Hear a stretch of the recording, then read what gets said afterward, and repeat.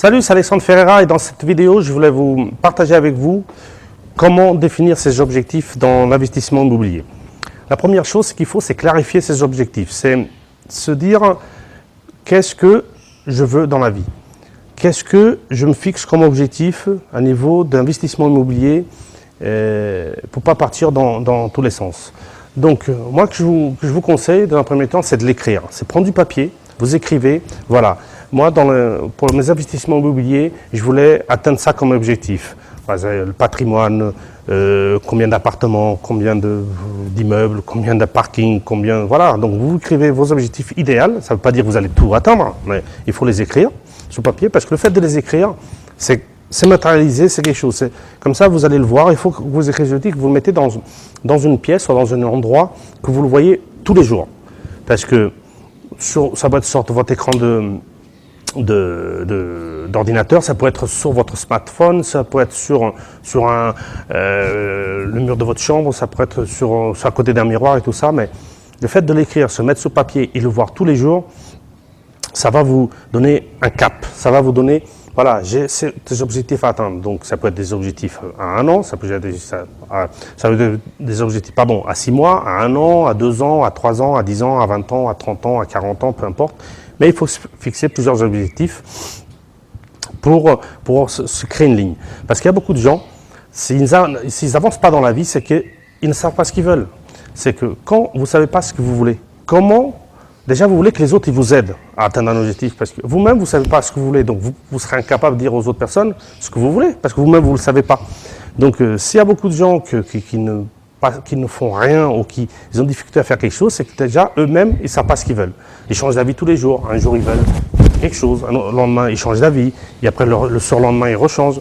C'est comme un étudiant. Prenez un exemple d'un étudiant. Un étudiant, à un moment donné, il faut qu'il choisisse sa voie pour faire ses études. Si au moment de choisir, il ne sait pas ce qu'il veut, donc il va choisir n'importe quoi. Il va choisir quelque chose qui n'a rien à voir avec son potentiel, ses ambitions, ses compétences, son intelligence, rien. Donc il va choisir quelque chose, il va le faire, ça ne lui plaît pas, il va rechanger d'avis, il va refaire encore une année d'études, ça ne lui plaît pas, il va changer. Qu'est-ce qui se passe? C'est qu'il va perdre 2, 3, 4, 5 ans dans des études, il n'avance pas parce qu'il ne sait pas ce qu'il veut. Et ça, dans la vie, c'est pareil. C'est quand on ne sait pas ce qu'on veut, difficilement on va atteindre nos objectifs. Parce que plus vous perdez du temps à chercher ce que vous voulez, moins de temps vous concentrez à votre seul objectif. Donc, voilà, il faut se poser et se dire, voilà, moi, si c'est dans le cadre d'investissement immobilier, voilà, qu'est-ce que je veux, comment je mets un objectif. Donc, dans 6 mois, je voudrais avoir ça, dans 1 an, je voudrais avoir ça, dans 2 ans, je voudrais avoir ça, 5 ans, 10 ans, 20 ans et tout ça. Mais il faut les clarifier, il faut les noter, il faut les écrire, il faut mettre dans un endroit qu'on le voie. Donc, ça ne sert à rien de voir ceux-là que vous voulez faire dans 20 ans, tout de suite, mettez par ordre. Ceux-là déjà que vous voulez voir les 2-3 premiers, ceux-là que vous voulez faire les prochains mois, les prochaines semaines, et ainsi de suite, et tout ça.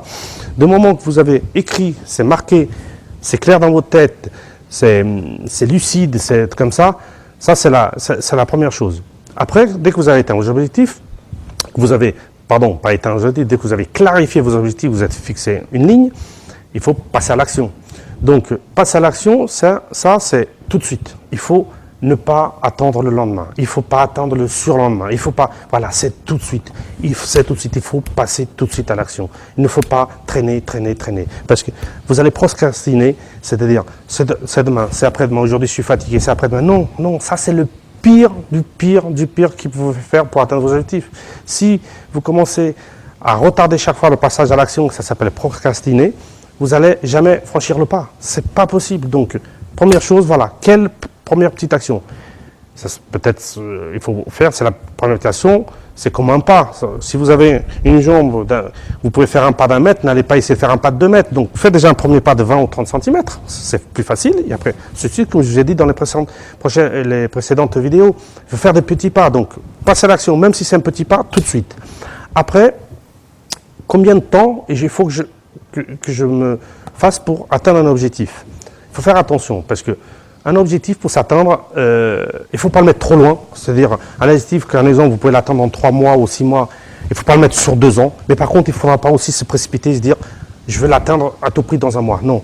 Quand on se précipite aussi, quand on veut aller trop vite, on aura plus de chances à faire des erreurs. Donc moi, que je vous préconise, c'est d'essayer d'estimer un temps raisonnable pour atteindre votre objectif, Voilà, donc je ne sais pas si, un exemple, vous avez vu qu'en 3 mois, c'est peut-être bien, peut-être mettre 4 mois, 3 mois et demi, bon, même si vous mettez légèrement plus, mais il ne faut pas mettre 6 mois ou un an, non, mais il ne faut pas mettre un mois non plus. Donc il faut essayer de trouver cet équilibre, ça vous trouver cet équilibre pour vous fixer cet objectif, pour passer à l'action et après l'atteindre dans un temps raisonnable, et comme ça, vous allez pouvoir avancer.